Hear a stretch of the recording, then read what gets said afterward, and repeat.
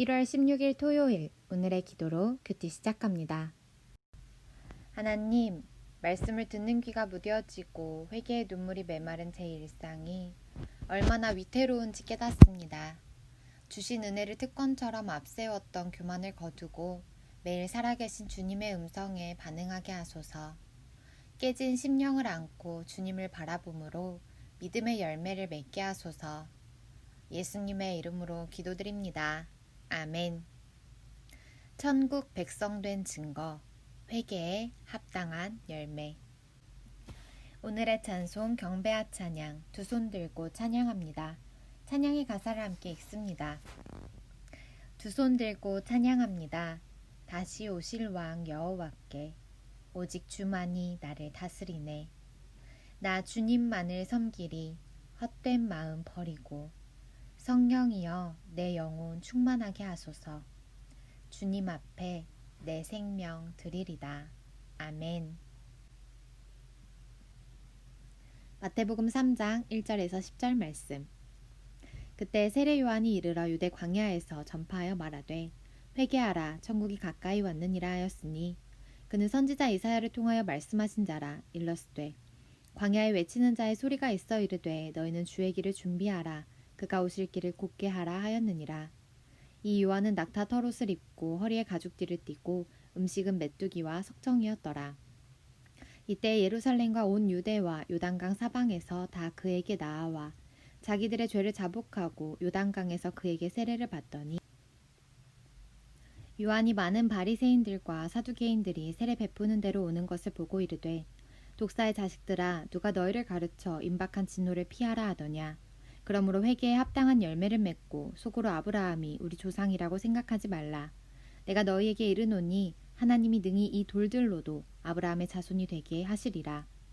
이미 도끼가 나무 뿌리에 놓였으니 좋은 열매를 맺지 아니하는 나무마다 찍혀 불에 던져지리라. 아멘. 4절의 석청은 산속의 나무나 돌틈에 있는 야생꿀을 말합니다. 오늘의 말씀 요약. 선지자 이사야의 예언에 따라 세례 요한이 유대 광야에서 회개하라 천국이 가까이 왔다 라고 전파합니다. 온 유대 사람이 그에게 나아와 죄를 자복하고 요단강에서 세례를 받습니다. 요한은 바리새인과 사두개인에게 아브라함의 자손임을 자랑하지 말고 회개에 합당한 열매를 맺으라 합니다. 본문 해설, 광야에 외치는 자의 소리, 3장 1절에서 6절에 관한 내용. 신앙의 암흑기에는 하나님의 뜻이 모호하게 느껴집니다. 이때는 외적으로 아무 문제가 없어 보여도 성도에게는 실상 가장 심각한 위기의 때입니다. 예수님이 이 땅에 오시기 전 사람들은 수백 년간 하나님의 음성을 듣지 못했습니다. 하나님이 침묵하셨기 때문입니다. 이제 하나님이 침묵을 깨시고 말씀하십니다. 세례 요한을 통해 유대 광야에 천국 복음을 선포하십니다. 요한의 역할은 이사야 선지자의 말처럼 새로운 메시아 시대를 준비하는 것입니다. 많은 백성이 그에게 나아와 죄를 고백하고 세례를 받습니다. 세례는 물에 몸을 담그는 의식으로 죄 아래에 있던 옛 자아가 죽고 새로운 존재로 거듭나는 것을 의미합니다. 죄악을 버리고 선을 행하는 것은 매일, 매 순간의 선택입니다. 잠시 멈추고 질문에 답해주세요. 유대 광야에서 요한은 무엇이라 외쳤고 사람들은 어떻게 반응했나요? 2절의 말씀을 살펴봅니다. 회개하라 천국이 가까이 왔느니라 하였으니 이것이 요한이 선포한 메시지입니다. 밑에서 6번째 줄을 다시 참고합니다. 요한의 역할은 이사야 선지자의 말처럼 새로운 메시아 시대를 준비하는 것입니다. 많은 백성이 그에게 나아와 죄를 고백하고 세례를 받습니다. 죄를 자복하는 것과 천국 백성이 되는 것은 어떤 관련이 있을까요? 밑에서 3번째 줄 내용을 참고합시다. 세례는 물에 몸을 담그는 의식으로 죄 아래에 있던 옛 자아가 죽고 새로운 존재로 거듭나는 것을 의미합니다. 죄악을 버리고 선을 행하는 것은 매일 매 순간의 선택입니다. 우리가 죄를 자복하고 하나님 안에서 새로운 존재로 거듭나야 하나님의 진정한 천국 백성이 될 수 있습니다. 회개에 합당한 열매 3장 7절에서 10절에 관한 내용. 하나님의 평가는 사람의 평가와 다를 수 있습니다. 세례 요한의 말을 들은 후 회개하고 세례를 받은 일반 백성과 달리 종교 지도자인 바리새인들과 사두개인들은 하나님 보시기에 합당한 삶을 살지 않았습니다. 3장 7절에 헬라어 원문에 나오는 그러나 라는 접속사가 이를 방증합니다.